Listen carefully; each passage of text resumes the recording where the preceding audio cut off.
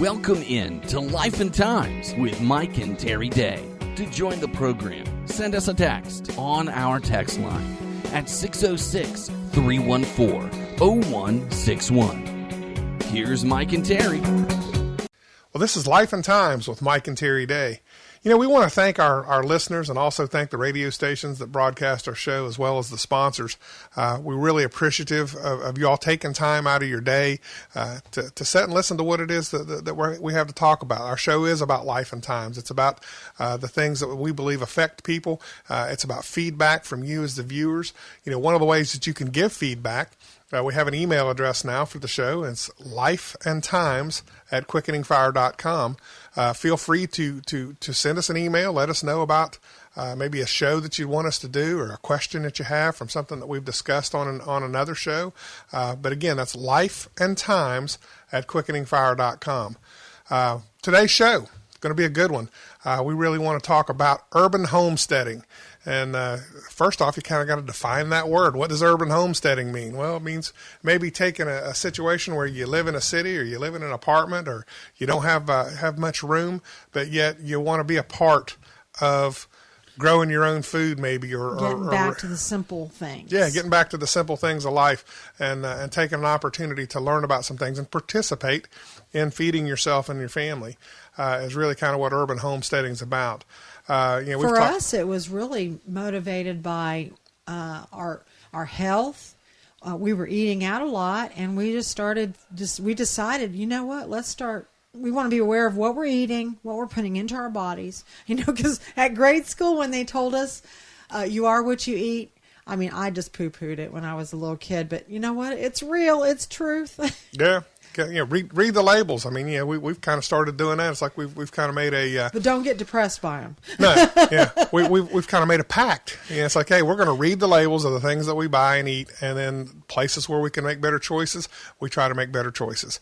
But we're not overboard. No. On another show, you said, hey, we're not hippies about it. It's like, yeah, they're okay. We're not hippies about it. And there's some things that we're not going to give up. You know, I'm not giving up armor potted meat. You don't have to worry about me giving that one up because I never took it up. But it's one of those things where a friend of mine once said, he said, said my grandmother always made biscuits with using lard. He said, you know what? He said, there are some things that are just worth dying for. Yeah, and that's the way that it is. There may be some things that you don't want to give up, and this is not about being. It's moderation. Everything in moderation. Yeah, it's not about being green or not about having a particular attitude or being bent a particular way. Correct. Or politically correct. It's about a simple fact of maybe figuring out where it is your food comes from. I mean, we saw something here recently. The average plate of food that you set down in front of you at the table to eat at home comes from approximately 1,500 miles away. And that was like the average. Yeah, that was like the average. And it's kind of odd. Back less than 100 years ago, the food that you got was within 25 miles or so. Or 50 miles, yeah. Some of the places that are here locally. I think that's what the new buy local is 50 miles. Yeah, the new buy local thing is about a 50-mile radius, yeah. So there are lots of different things that we want to look at, lots of topics that we want to talk about. But urban homesteading is what we're here to talk about today. What's some of the things that we want to go to? Well, kind of the inspiration for a lot of these get back to the simple things, the urban homesteading is really kind of instigated by the current way of farming. There's what they call industrial farming, factory farms, and it's not healthy. These animals are feedlots. You've seen videos, YouTube. You can't hide anything anymore, people. And people are becoming aware of this stuff, the disease. Milk, eggs, beef had hormones, growth hormones, had the antibiotics craziness in it. One of the things that people look for nowadays, or some people do anyway, when they're looking for milk, they look for what they call ASH-free, ASH. No antibiotics, no steroids, and no hormones. And that's one of the things that you want to look at. is not having those things in it. Every supposedly, wholesome thing that you see out there. Their picture or their logo, shows all these cows or these pigs or these chickens, grown up in these wonderful, green grass fields and all that. Well, that's just not the way it is. The feedlot idea of raising animals is, it's not sustainable. There's pollution, amazing pollution that is made from stagnation. Oh yeah, very very confined areas. I mean, the biggest thing that's happened here recently. I don't know if any of you are aware of it, but you might have seen egg prices start to go up. Reason that eggs are going up is because of a law that was passed in California that requires that the chickens have a certain amount of room per chicken in order to lay their eggs. Well, you say, well, why does a California law affect me? Well, because the majority of the eggs are coming out of places like Ohio and Iowa. So in order for them to continue to comply with that law, comply with the California law, in order to sell their eggs in California, they have to change how they do things. So it's going to affect the whole United States on what we pay for eggs. Now, from a political standpoint, you may like that, you may not like that, but that's not the point. The point is it affects everybody. I think I'm not a tree. Okay, everybody, I'm going to use some terminology. I'm not a tree hugger or nothing like that. I don't go to extremes on that stuff, but I also do believe that we have to have some decency. How you treat animals, the animal cruelty that goes on in some of these factory farms. Well, if you were to look it up on YouTube and you watch the videos that are out there about how they handle some of this stuff, you may not want to eat those items again. But you know what? There's a choice, and that's what we're here to talk about: is the choice. That there are ways that you can do this stuff yourself. Raising eggs. We were looking at the Huntington laws about, or the zoning situation in Huntington about having chickens, in your backyard or whatever. And you know what? It's available to do here in Huntington, and a lot of other cities, across the United States have gone to that. They're changing their zoning. The Huntington law says that there are no regulations against gardening or bees within the city limits, but chickens can be an issue. And then it says, according to the city ordinance article 505.06, residents are allowed to keep chickens inside the city limits after being inspected by the health department and granted a permit. So it doesn't handle the exact number or the space requirements, but basically the Cabell Huntington Health Department says that people can apply and they just need to use common sense. One of the things that we were talking about is that if you talk to your neighbors, if you communicate, you let them know what it is you're getting ready to do, and you give them some eggs, they're probably going to be in the game with you. So, free eggs, can't beat it.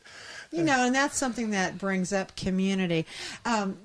In a little bit later show, we're going to talk about another farming style, which is called aquaponics, and there's actually a community, and their motto is "There grows the neighborhood." Yeah, and the thing that's cool about aquaponics is you could take a small fish tank.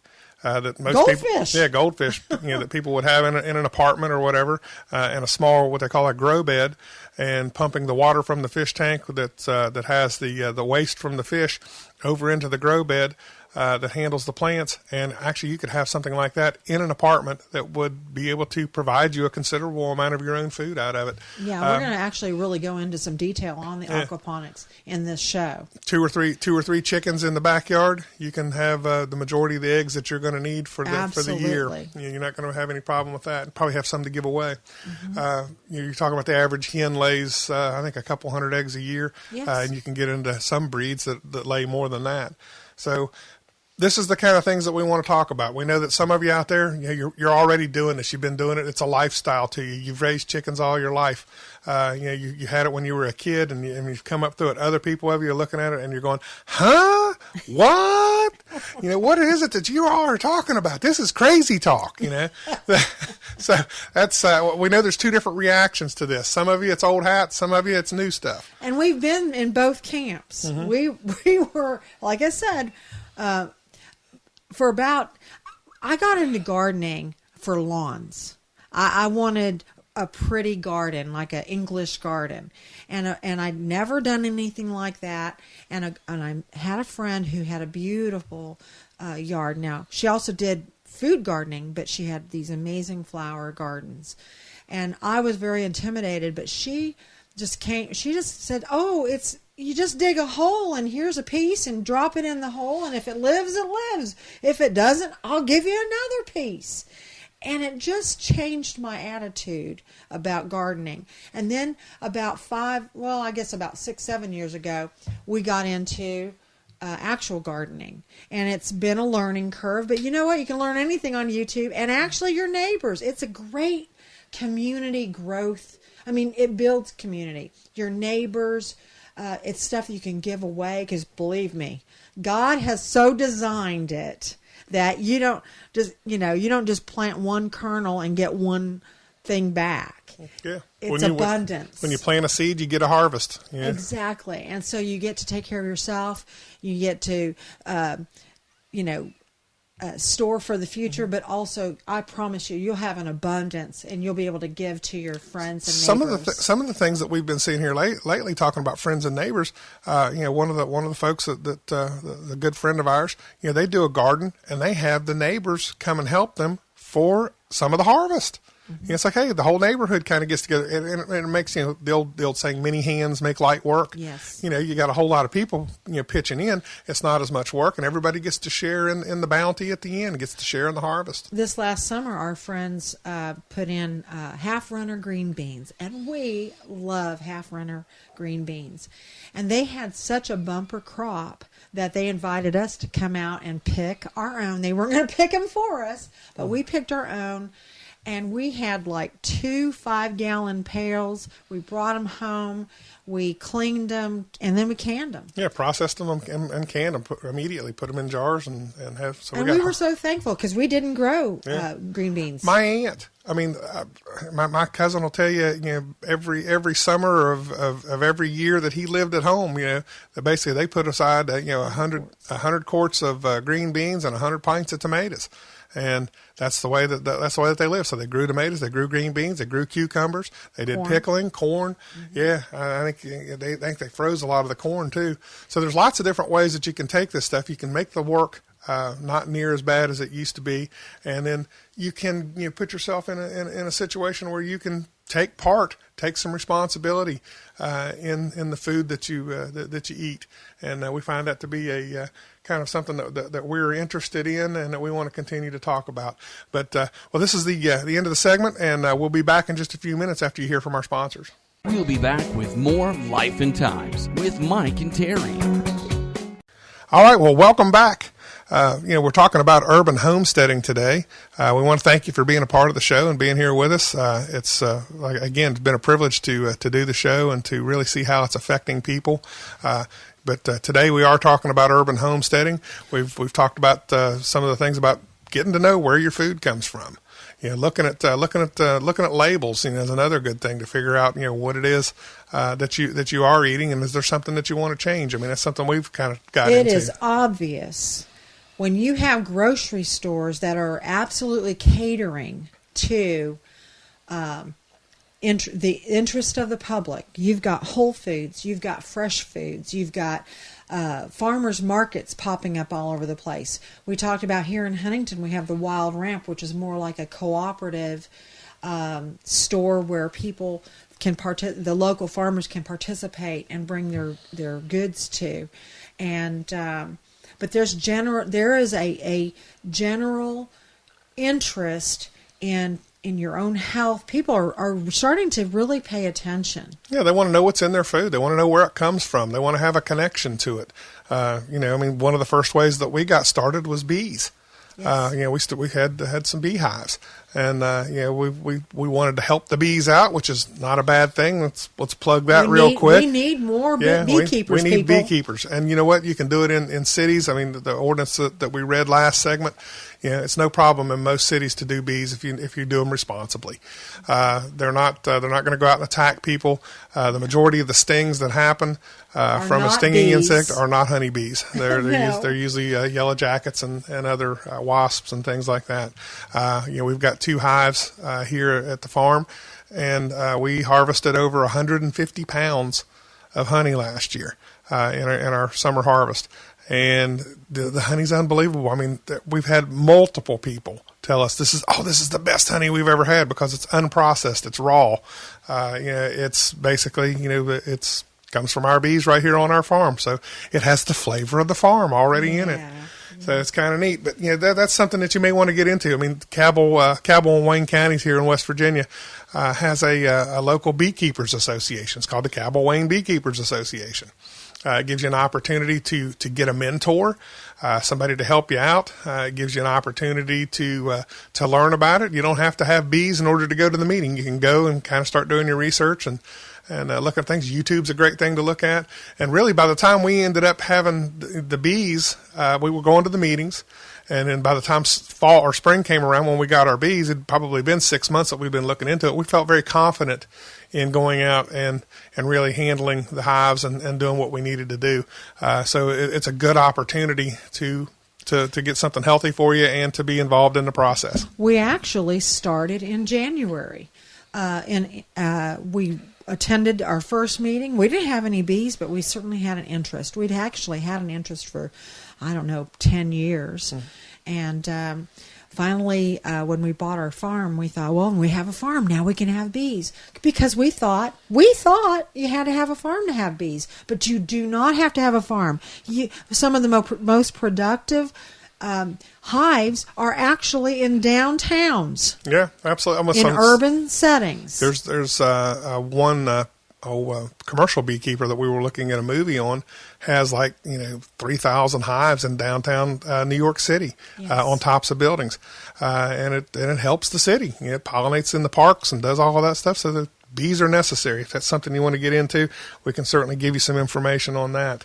Some of the other things that we were looking at was knowing where your food comes from. And really, getting some better quality food into your life. Some of the grocery stores that are available out there. Yeah, I mentioned Whole Foods and fresh foods. You have to. A lot of their produce is organic, and you have to, organic.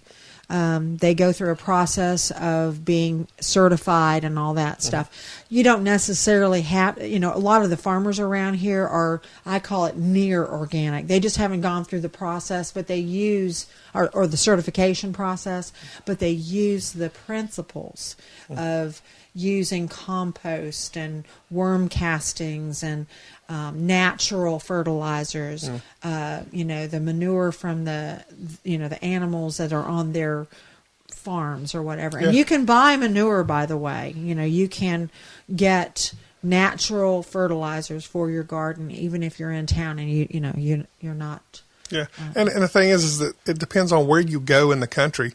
You go to some places, and this kind of information is already out there. So Whole Foods and Fresh Foods and Fresh Market and all these different places that are out there that you can buy this stuff. They know that knowledge is out there, and they're very willing to put a store in a place like that.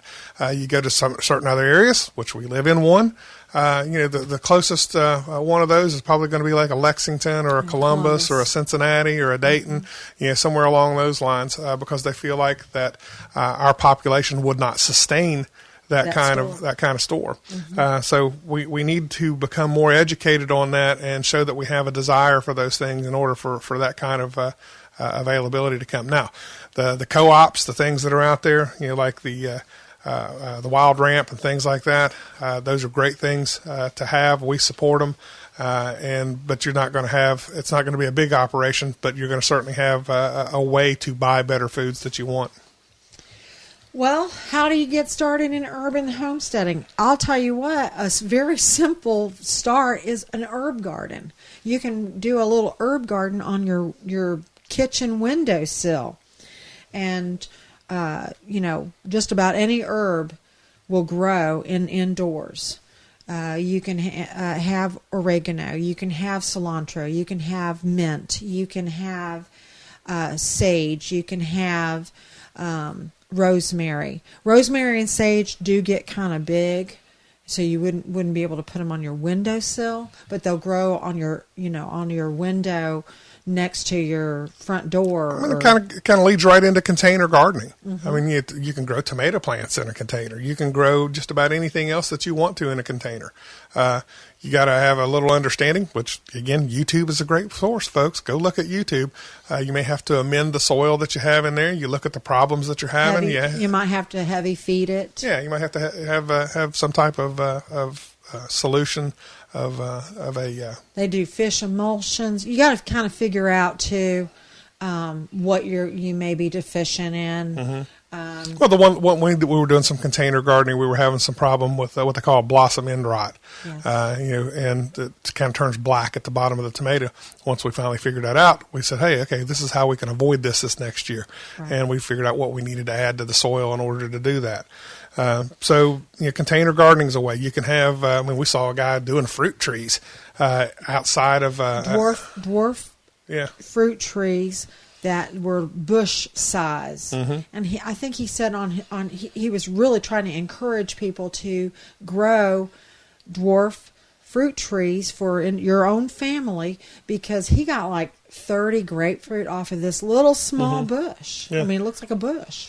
So for very little investment, for very little knowledge, when you talk about fruit trees, you talk about the ability to maybe have one tree that has 4 different kinds of fruit on it. And you say, well, how do they do that? Well, they graft it in.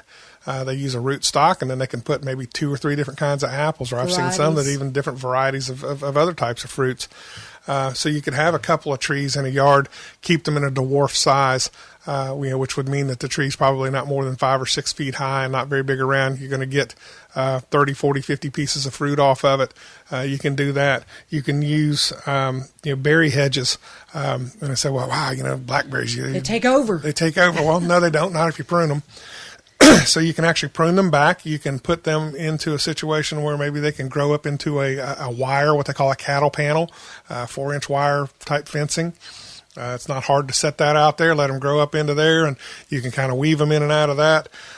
You can prune them back and keep them to an area, and you can have blackberries or have raspberries.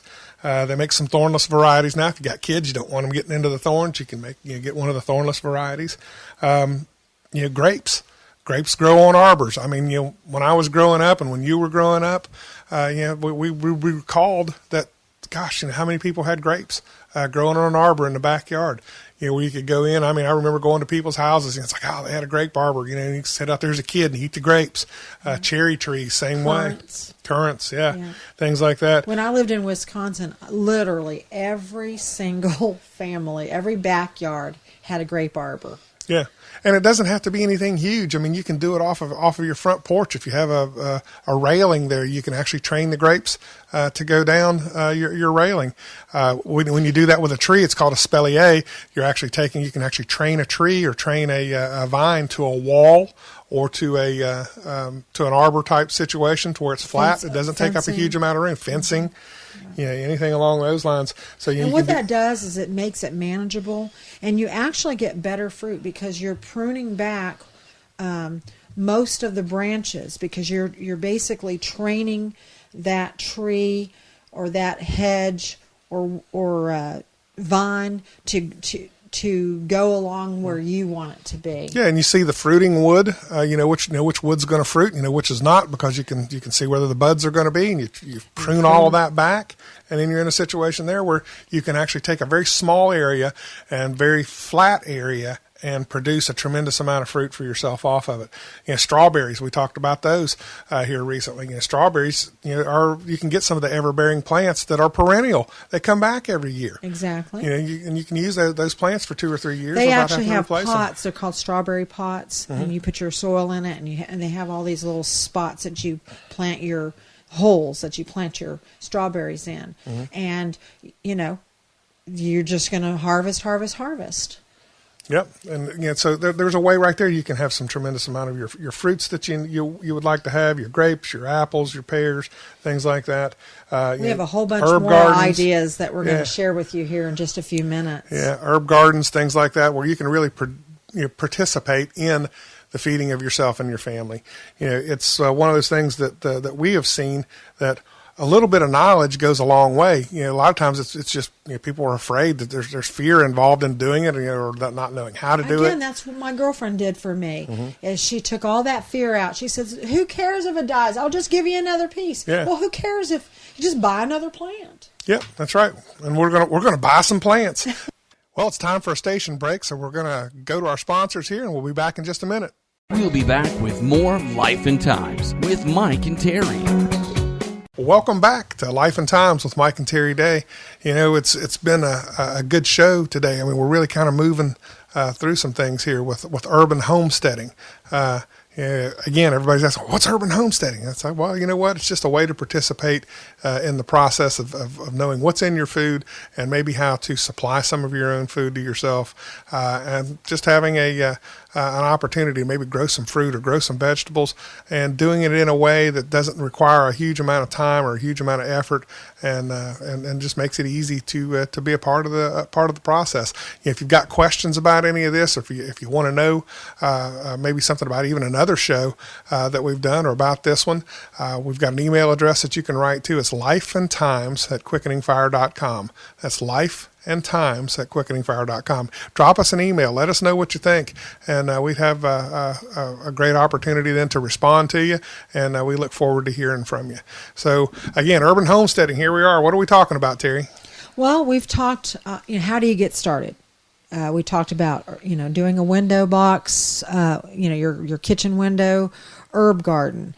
But you can also grow herbs outside. There's a beautiful thing. If you go on Pinterest or YouTube, and I know I'm boring the heck out of you guys, but it's called a spiral herb garden. And basically somebody figured out that some herbs like more water than others. And so you put the less thirsty ones at the top with good drainage, and the water actually drains down and settles down to the water, the herb plants that are really thirsty. It's called an herb spiral garden. It's beautiful. But I have a funny story about herbs. I was probably about 4 years old, maybe 4.5, 5 years old, and I went on a walk. I was at my grandmother's house, and she lived in town, and so I was walking down the alley, and I was probably about a couple blocks away, and I saw all these beautiful flowers, and I just picked a great big bunch. They were, overflowing into the alley. I picked a whole big bunch, and I was taking them home to Grandma. I walked in the door. She's making soup. I'm so happy. I'm bringing her flowers, and I stick them out to her, and she goes, "Oh, good!" And she takes the whole bunch and throws it into the soup. I was traumatized. I burst into tears. I did not understand. Why would she throw my flowers in the soup? Then come to find out it was cilantro. Hey, cilantro's good in soup. It is. We still laugh about that at family reunions and things like that. That gets brought up for some reason. People still laugh. They say it was hilarious. But other things that we don't think about is sprouting. You go to salad bars and you see the alfalfa sprouts, but there's a lot of other things that you can sprout. You can sprout radishes, beans, mung beans, all kinds of different things that you can sprout. You soak them. It's very simple. You soak them, drain the water, and in a day or 2, 3 days at the most, you've got sprouts. And that's living food.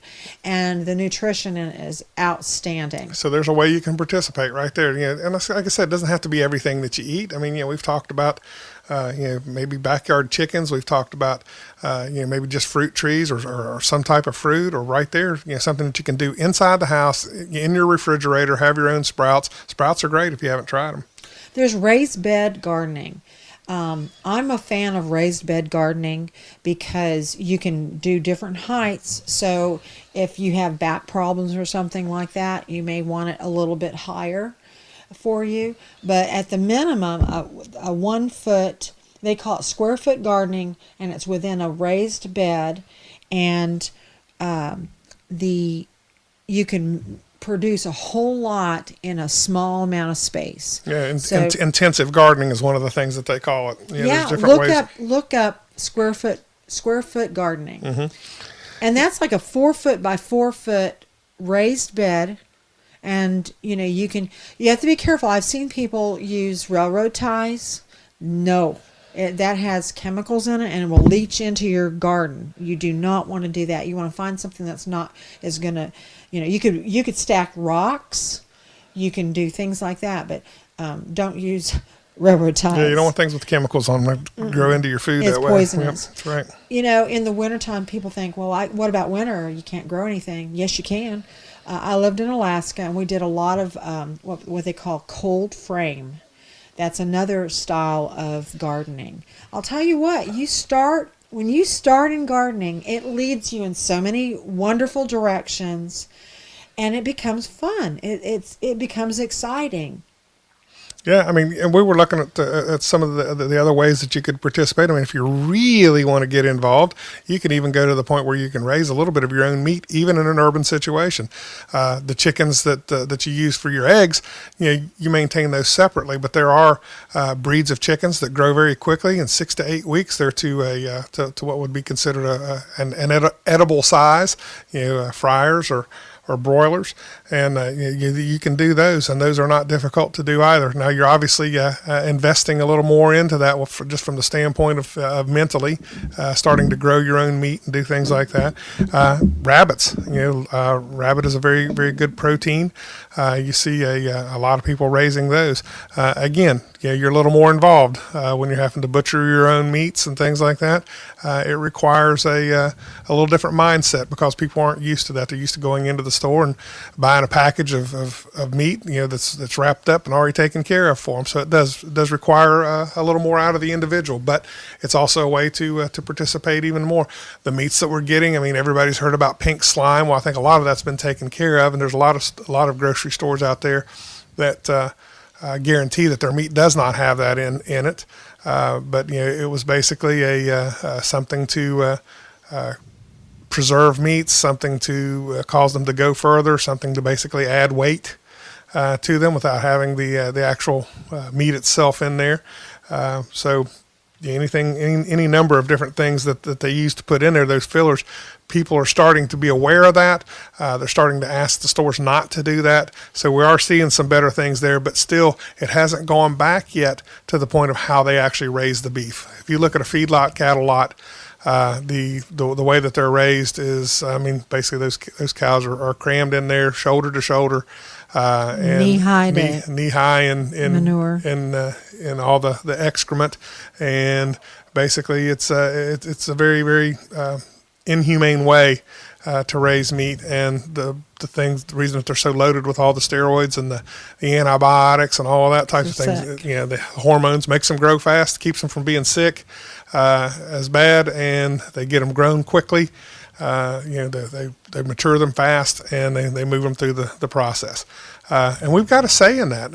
Your say, you vote at the cash register. Whenever you buy that, you vote at the cash register. So there are some other things out there you can look into. It's not going to change overnight.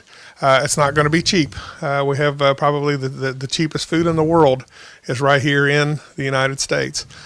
People pay a lot more in a lot of other places, but it's because of the way that we do it with the factory farms that our food is so cheap. Everything from the way we grow our vegetables and all the different types of the corn that we grow. I mean, we basically say, we can feed the world. Well, you're feeding the world a corn product when you look at dent corn and things like that is really not very healthy at all. And then the way we raise our animals and the chemicals that we use and the fertilizers and all those different types of things, it makes for a very unsustainable way of producing food. And we're going to go into maybe a small amount of talking about sustainable farming in another segment, maybe not today, but in another segment, just giving some credibility to those farmers who are doing it right. Yeah, and this whole show today has opened up 100 other topics for shows that we can do, for things that we can talk about. We've talked about ways that you can participate in gardening, even from an urban setting, where you don't have a big yard or you don't have a lot of property. Vertical gardening really takes it down to even a lot less. And I don't know if you've maybe seen somebody that had they put multiple gutters on the side of their house and actually plant the plants in the gutters, and they tilt them a little bit, and it kind of they water each other. Yeah, they water each other and runs right down. Call it wall gardening, vertical gardening. You've seen things like that. Again, you can go look on Pinterest, or you can Google images for you guys. Men, you can go to Google Images and put in wall garden, and you can get all kinds of ideas of how to build something for your wife and family. Yeah, and a few seeds, cucumbers, green beans. We talked about beans earlier. You can trellis those. Exactly. And they don't have to take up a big, huge amount of space. You can have your cucumbers growing up a trellis. They, or growing up one of those wire panels that we were talking about. And it really takes all the room that you need out of it. And you can actually produce fairly heavily off of a cucumber plant or a zucchini plant done that way. Right. The beans too. We were looking at the amount of beans. Those folks that planted those, they planted a whole lot. Really, I don't think they'd done beans before. I think that's what they told us. And there were so many beans coming in. I mean, they picked beans until they were blue in the face. And that's something they were giving them away. And one of the things that we've learned since we've bought our farm is commercial growers, they want everything to come in at one time, but you should plant plants that you have a consistent, maybe for the whole growing season. Like we learned about on orchards, like peaches, that you can have different peach trees. Three or four varieties of peaches will keep you in peaches for 4 or 5 months. Summer. Yeah, it's a great way to do it. So, well, I think we're going to have to go away here and let our sponsors have their say. And we thank them for sponsoring the show, and we thank you for listening. We'll be back in just a minute. We'll be back with more Life and Times with Mike and Terry. Well, welcome back to Life and Times with Mike and Terry Day. On today's show, we've been talking about urban homesteading, and everything that we kind of talked about up to this point has been about sowing seed. It's been about growing the things that maybe could help us to have some better health or lose some weight or to be a part of our process of feeding ourselves. And I started thinking about that while we were at the break there, and it really is a way to see God moving in our lives because first and foremost, this is a Christian radio show, and we really, really do want to communicate to you that the things that we do are about taking everyday life and figuring out how it applies to the Christian. And I was just thinking about how sowing a seed and then how just one seed going in the ground can bring back so much of a harvest, and how that sowing into people's lives and sowing into ministries and into churches and all of that stuff just has a great way for God to bring back to us, to give us a harvest. And so this is about sowing and about harvests. And, speaking of harvests, we were really where we want to go in this next segment is talking about the harvest. Well, once you've done all of this work, once you've put the seeds in the ground, once you've got you've weeded, you've tended it, watered it. Yeah. Really, you just hit the nail on the head. God teaches us through what he's set up in nature. And you think about, too, teaching your children, this is a great opportunity to teach your children about sowing, about giving, and about harvest and give and abundance. And it's a good thing. It's a good teaching tool. Yeah. And one of the things with the harvest, once you get the harvest in, you got to figure out what to do with all of it. Sometimes there's too much. You can't eat it. You can't sit down and eat it all. So you got to figure out what to do with it. And really, we started learning about preserving and canning and dehydrating things and it freezing. Basically is in the category of freeze, can, dehydrate, and vacuum seal. Are great ways. Of course, there's other ways of preservations too, but these are the areas that we have personally utilized, and we want to share some of our experience with you. Freeze basically is so simple. It's just like your leftovers. You put them in a freezer bag and you stick them in the freezer.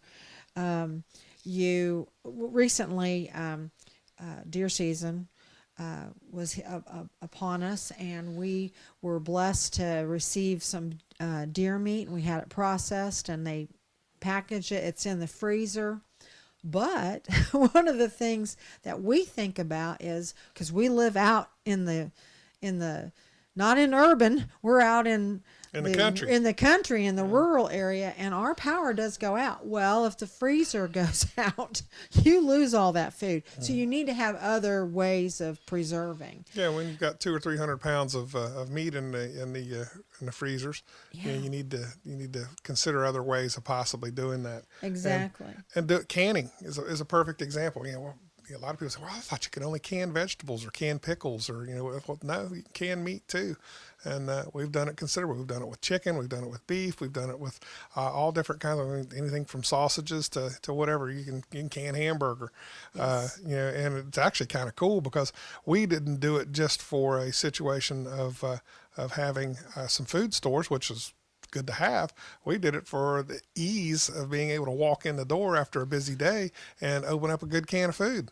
We were eating out a lot for a period of time, and it was so frustrating that you couldn't get out of a place for less than $20, but sometimes upwards of $40, and be so dissatisfied. Yeah, dissatisfied with the food that you were getting. So we started like, you know what? We could cook some of this stuff ahead of time, spend some time on the weekends or an evening, do a load of food in the canner, do some freezing, do some different things like that, to where we have got the ability to put together a meal very quickly, and something that we made, something that we like, and it works. I mean, it's a great situation. So canning, I mean, we've canned meats, vegetables, pickles, vegetables, things along those lines, and then freezing. That's a lot of what you've done with freezing. There's some really great, like corn. I bought a great big bushel of corn, and my friend that I bought it from, she has a farm, and she said the best thing you can do is cut it off the cob,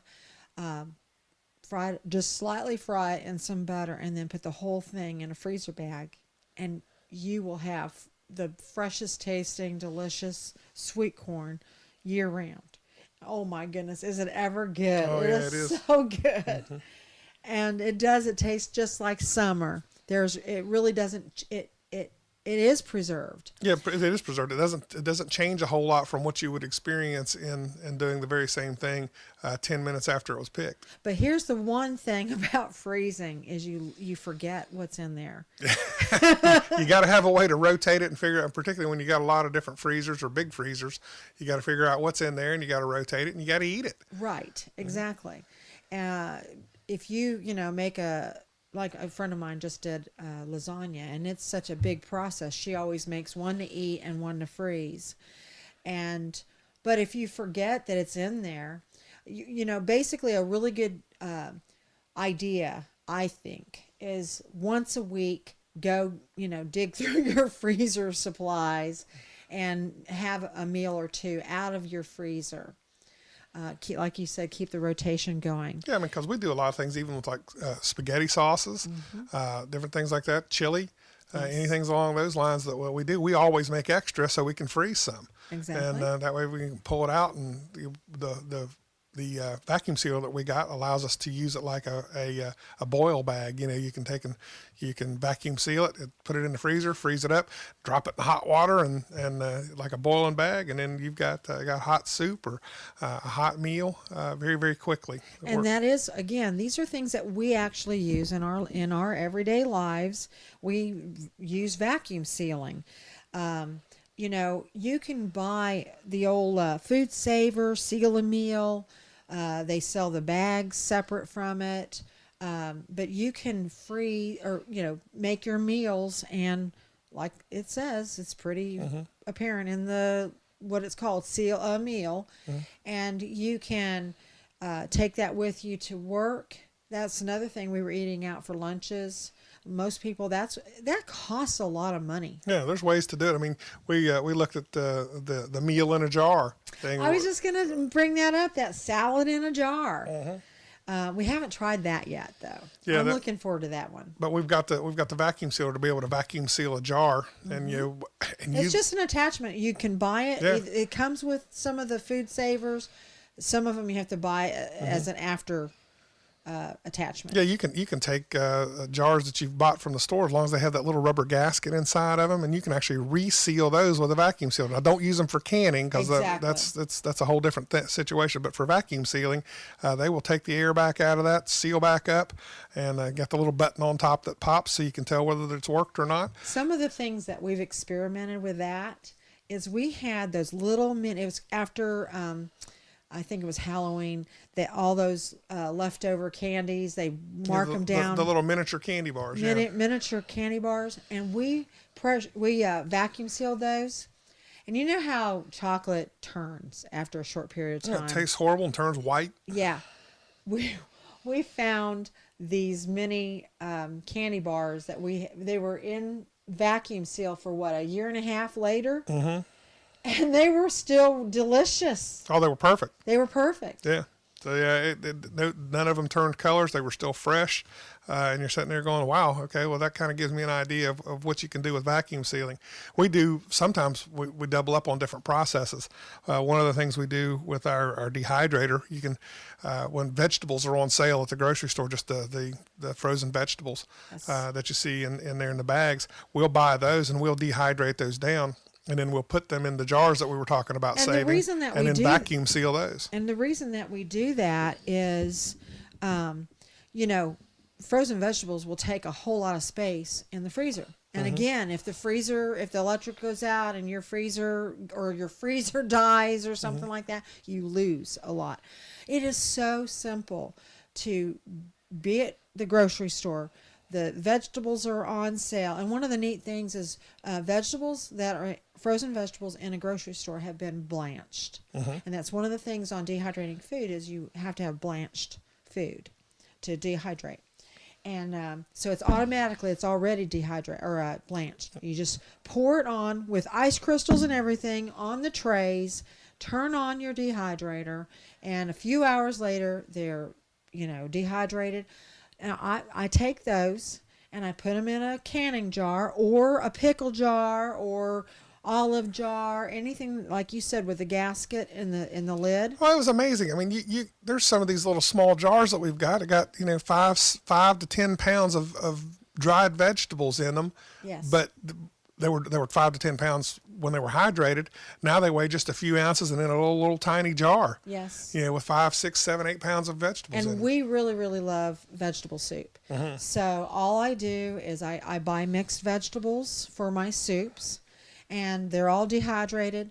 So when I get ready to do vegetable soup, I take some marrow bones, and we pressure can those, or not can them, pressure cook them, get really savory broth, sprinkle in some dehydrated mixed vegetables, and have the best vegetable soup. Oh, yeah. I mean, people rave over our vegetable soup, and then when we tell them, "Oh, this is from dehydrated," and yeah, you do dehydrated, carrots and peas and green beans and corn and potatoes and all those things. I mean, we dehydrate them down, we put them into things, and all of this stuff and makes it's shelf stable for, I don't know, like 5-10 years. Yeah, I mean, and it may sound like a lot of work, but it's really not. It's just something you make a part of your routine. You walk in from the store, you pop open the bags, you put them in the dehydrator, and turn the dehydrator on, and it really does a great job. And it's a way again to participate in the process. Number one, there's not a whole lot of chemicals and things like that in those types of vegetables. They're basically blanched and frozen. So it's a great way to get good food and to be able to preserve it and keep it. And you can catch it on sale that way and get as much as you need on sale and really have it for a longer period of time. But you know what? We're running out of time. It's one of those things where this show goes so quick sometimes. We get into so many different subjects, but you know what? We're going to come back with the next show, and we're going to really cover some of the topics that maybe we didn't get to delve into as deep as we wanted to. But again, this is Life and Times with Mike and Terry Day. We appreciate you being with us. We appreciate our sponsors. If there's anything that you want to ask us, any questions, you can email us at lifeandtimes@quickeningfire.com. That's lifeandtimes@quickeningfire.com. Y'all have a great day. Thanks for joining us on Life and Times with Mike and Terry Day. Join us next week at the same time on this station, or connect with us on the show page at ignitefm.com.